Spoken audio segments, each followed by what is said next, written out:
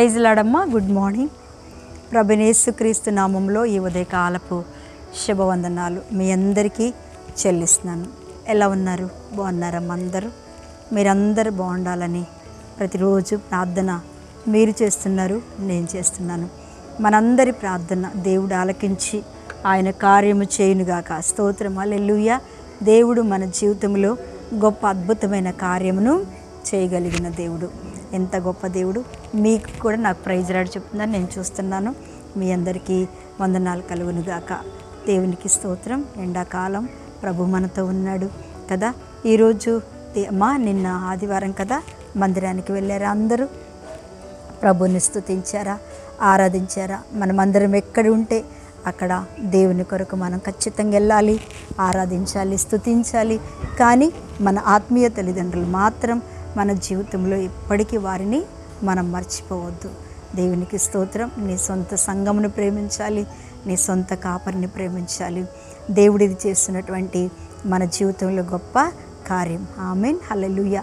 ఈరోజు దేవుని యొక్క వాగ్దానం 2వ కొరింథీయులకు రాసిన పత్రిక 12వ అధ్యాయము 7వ వచనాన్ని చదువుతున్నాను.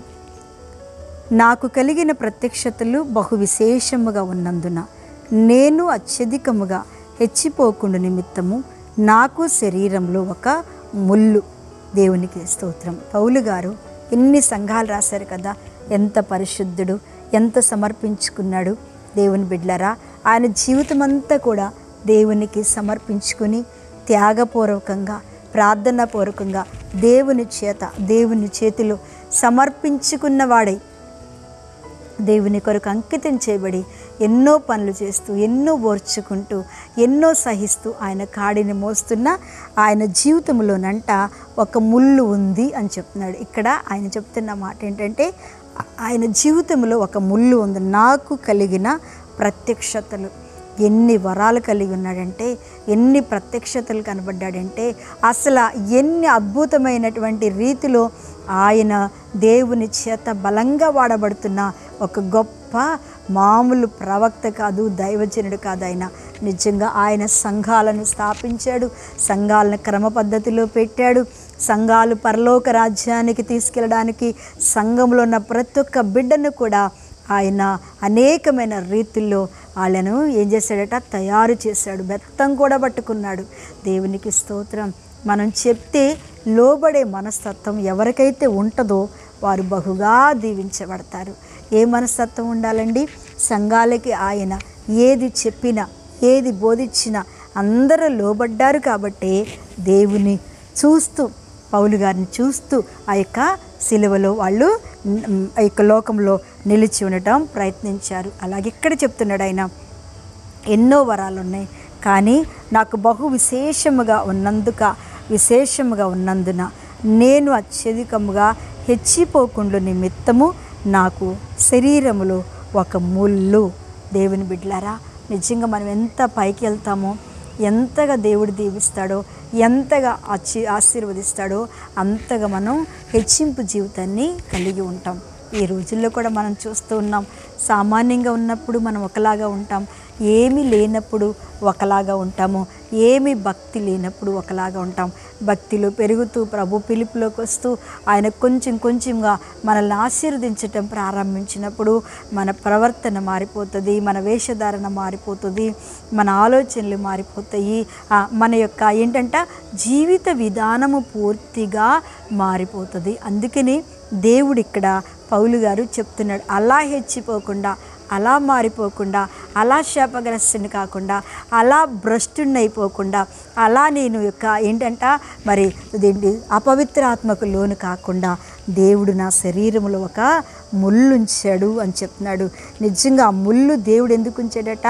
ఆయనని క్రమములో ఉంచటానికి. మన జీవితంలో కూడా ఎంత పైకి వెళ్ళినా మనము దేవుని దగ్గర ఒదిగి ఉండాలి.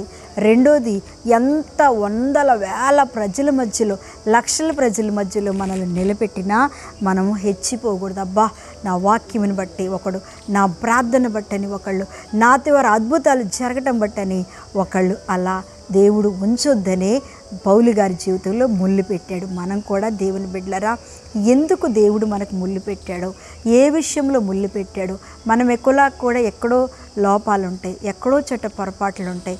లేదు అంటే దేవుని చిత్తమేమో మన జీవితంలో మనల్ని ఎక్కడ కూడా లోకానుసారముగా చూడకోకుండా దేవుడు మనకి ముళ్ళు పెట్టిండొచ్చు. ఈ ముళ్ళుని బట్టి మనము బాధపడొద్దు. ఈ ముళ్ళుని బట్టి దేవుడు నాకెందుకు ఇలా చేశాడు అనొద్దు.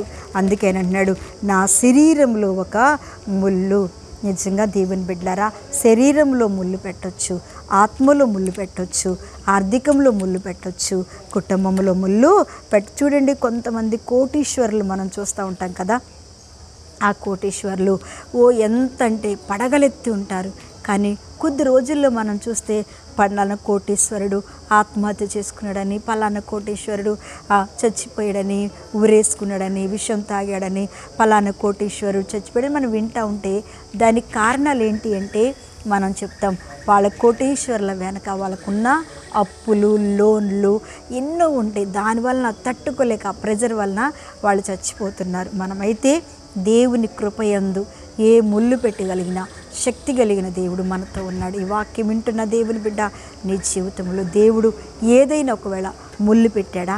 అనారోగ్యమా, కుటుంబ సమస్య, బిడ్డలు మాటినట్లేదా, ఏ ముళ్ళు పెట్టినా భయపడబాకు. అది దేవుడే మనకు అనుమతి ఇచ్చాడు అని నువ్వు నమ్మగలిగి స్థిరంగా ఉండి అందులోనే నమ్మకంగా విధేయత కలిగి ఉన్నట్టయితే తప్పకుండా దేవుడు నిన్ను ఆశీర్వదిస్తాడు.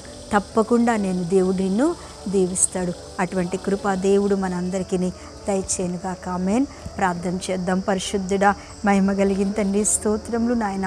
దేవా, ఈ సమయంలో ఉదయకాలమున మా దగ్గరికి వచ్చి మమ్మలను ప్రార్థన చేస్తూ మాకు తోడై ఉండమని, ఉదయమంతా ప్రతి ఒక్క బిడ్డ జీవితంలో ఏ ముళ్ళు ఉన్నా తీసివేసి వారిని ఆశీర్వదించమని యేసునామమున అడుగుచున్న తండ్రి. ఆమేన్. ప్రైజ్ రాడమ్మ. దేవుడు మిమ్మల్ని దీవించునుగాక. ఆమేన్.